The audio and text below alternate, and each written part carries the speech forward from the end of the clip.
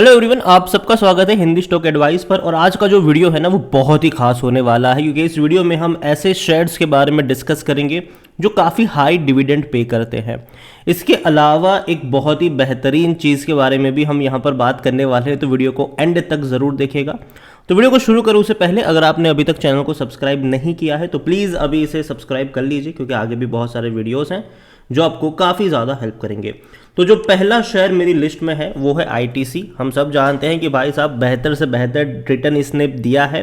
पिछले कुछ महीनों में ये एकदम से फट चुका है। 200 रुपये के आसपास लंबे समय तक ये फंसा रहा। उसके बाद जब तेज़ी दिखाई तो अच्छी तेज़ी दिखाई, और लंबे समय से 10 रुपये से ज़्यादा का डिविडेंड ये हर साल पे कर रहा है।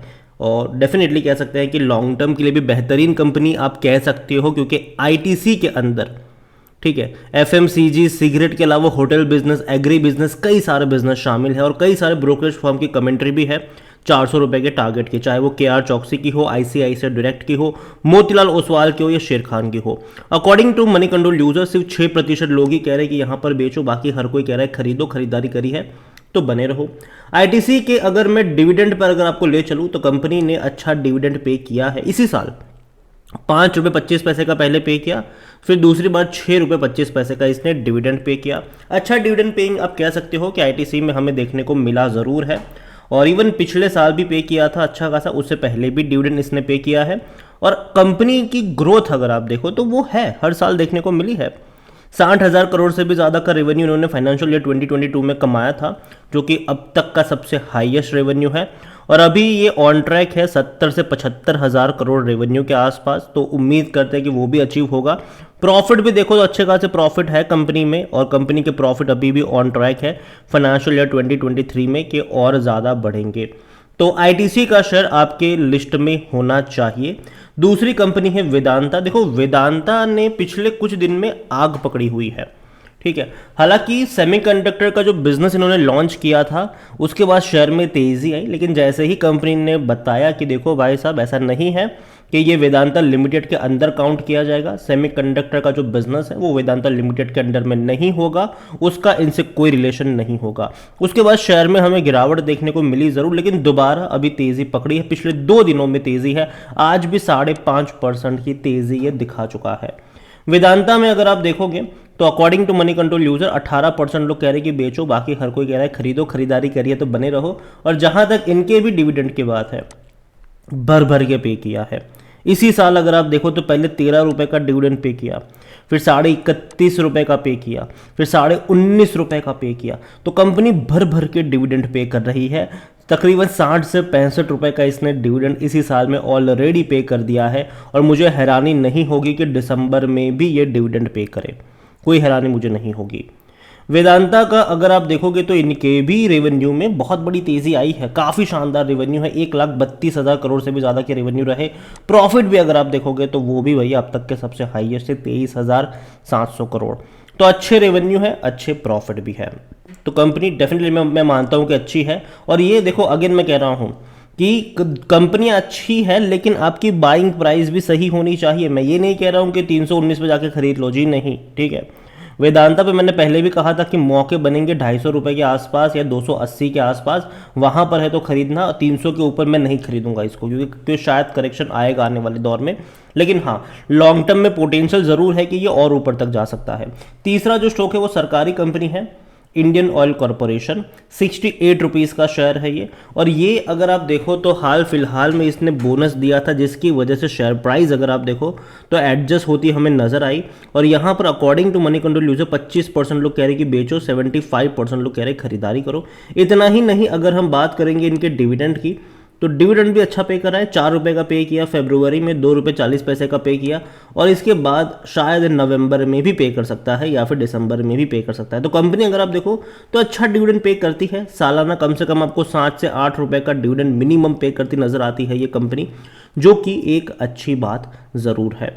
और जैसे कि मैंने आपको वीडियो की शुरुआत में भी कहा था कि एक ऐसे बेहतर चीज़ के बारे में डिस्कस करेंगे, तो आपके लिए एक बढ़िया सा स्मॉल केस भी मैं यहाँ पर लेकर आया हूँ। और ये स्मॉल केस स्पेसिफिकली उन कंपनियों के लिए है, मतलब उन डिविडेंड स्टार्स इस स्मॉल केस का नाम है, जो मैनेज किया जाता है विंडमिल कैपिटल के थ्रू। और यहाँ पर उन कंपनियों को शामिल किया गया है कि जो हाई डिविडेंड यील्ड देते हैं और जिनका जो ट्रैक रिकॉर्ड है कि अभी तक उन्होंने डिविडेंड में कट डाउन नहीं किया है, और एक अच्छी बात है। यहाँ पर अगर आप देखोगे तो इनका जो CAGR है वो 21-22% के आसपास देखने को हमें मिल रहा है। इतना ही नहीं, अगर हम देखेंगे स्मॉल केस के बारे में तो जाहिर सी बात है small case long term investors dividend return are very important. देखो, मैं हमेशा पहले से रिकमेंड करता हूं कि आप अगर इन्वेस्ट करते हो बाजार में तो आपका जो नज़रिया है वो शॉर्ट टर्म का नहीं, लॉन्ग टर्म का हमेशा होना चाहिए, ठीक है। और लॉन्ग टर्म में आपके अपने पोर्टफोलियो में कुछ ऐसे स्टॉक्स भी होने चाहिए जो अच्छा डिविडेंड आपको पे भी करते रहे लगातार बार बार। तो ये वही स्मॉल केस है। और यहाँ पर अगर आप देखो तो डिविडेंड स्टार की अगर मैं कंपैरिजन करता हूँ इक्विटी स्मॉल केस के साथ, तो यहाँ पर आप देखोगे कि इसने उससे बेहतर रिटर्न दिया है। आप चार्ट देख सकते हो कि भैया इसका इंक्रीजिंग वाला चार्ट है, ठीक है। इनका चार्ट उससे कई ज़्यादा बेहतर नज़र आ रहा है। तो जाहिर सी बात है डिविडेंड स्टार ने परफॉर्म तो किया ही अच्छा।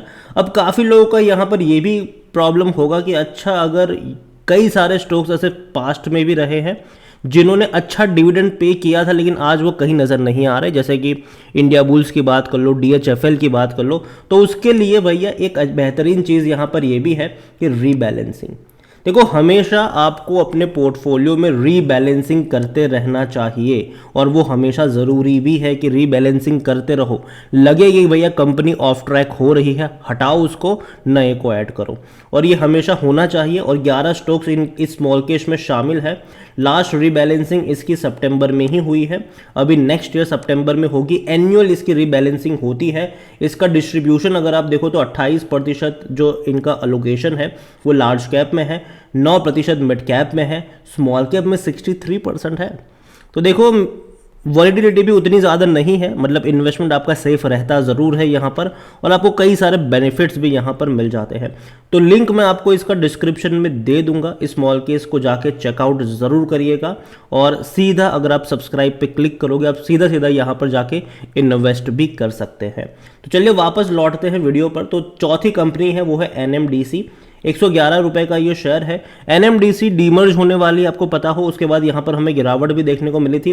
100 रुपए से भी नीचे ये शेयर चला गया था, दोबारा बाउंस बैक इसने कर लिया। और डिविडेंड की जहाँ तक मैं बात करूँ NMDC में, तो यहाँ पर भी हाई डिविडेंड पे आउट हो रहा है। इसी साल 5.73 रुपीज़ का डिविडेंड पे किया। पिछले साल 2 बार हुआ था, 7.76 और 9.01।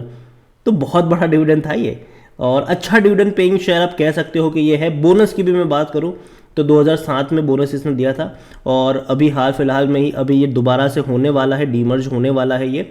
चौथी कंपनी है SAIL, steel authority of India. Company काफ़ी बड़ी है। आज के वॉल्यूम्स भी अगर आप यहाँ पर देखोगे तो वॉल्यूम भी 1 करोड़ से ज़्यादा के देखने को मिल रहे हैं। बड़ी क्वांटिटी में शेयर आज ट्रेड होते नजर आ रहे हैं। इतना ही नहीं, according to Moneycontrol user सिर्फ 13% लोग ही है जो बेचने की बात कर रहे हैं, वरना हर कोई कह रहा है खरीदो। खरीदारी करी है तो बने रहो। कंपनी के भी मैं डिविडेंड की तरफ आपको ले चलूँ तो यहाँ पर भी अच्छा खासा डिविडेंड इसने पे किया। इस साल 2 रुपये 50 पैसे, 2 रुपये 25 पैसे, 2 बार इसने डिविडेंड पे किया है। पिछले साल इसने 3 बार पे किया था, 1 रुपये का, 1 रुपये 80 पैसे का, फिर 4 रुपये का। तो कंपनी अच्छा खासा डिविडेंड पे आउट कर ज़रूर रही है और डेफिनेटली आगे भी करती रहेगी। रेवेन्यू में भी अच्छी खासी तेज़ी है, और प्रॉफिट की भी अगर हम बात करें तो वो भी अच्छा खासा देखने को मिल रहा है। उसके बाद ONGC भी बहुत बड़ी सरकारी कंपनी है, ये भी 138 रुपीज़ का ये शेयर है। देखो, मैं अगेन दोबारा इस चीज़ को रिपीट कर रहा हूँ कि मैं ये नहीं कह रहा हूँ कि अभी कभी जाके खरीदो। मैं ये कह रहा हूँ यहाँ पर कि इन कंपनियों पर आपकी नज़र होनी चाहिए। जब भी ये कंपनियों के शेयर में आपको गिरावट देखने को मिले, सस्ता देखने को मिले, वहाँ पर खरीदारी के मौके बनेंगे। ONGC में 14% लोग कह रहे हैं कि बेचो, बाकी 86% लोग कह रहे हैं खरीदो। डिविडेंड की भी जहाँ तक बात आती है तो यहाँ पर भी आप देख सकते हो कि इसने भी हाई डिविडेंड पे आउट किया हुआ है। 3 रुपये 25 पैसे, 1 रुपये 75 पैसे। और डेफिनेटली लॉन्ग टर्म के लिए मैं नहीं मानता हूँ कि कंपनी खराब है, बस आपकी जो बाइंग प्राइस है वो अट्रैक्टिव होनी चाहिए। अब 150-200 की बाइंग आपकी नहीं होनी चाहिए ONGC में। यहाँ पर आप देखो तो रेवेन्यू में अच्छा खासा जंप आया था फाइनेंशियल ईयर 2022 में। प्रॉफिट में भी अगर आप देखोगे तो अच्छा खासा जंप हमें देखने को मिल चुका था। उसके बाद दो और कंपनियां हैं और दो और कंपनियों दोनों ही रेलवे से जुड़ी हुई है। एक है IRFC 23 रुपए का शेयर है, दूसरा है रेल विकास निगम। ये दोनों देखा जाए तो डिविडेंड यील्ड उतना अच्छा नहीं है, लेकिन मुझे लगता है कि पोटेंशियल इन दोनों ही कंपनियों में है। मैंने कल भी इसके ऊपर वीडियो बनाया था, रेल विकास निगम के ऊपर बनाया था वीडियो।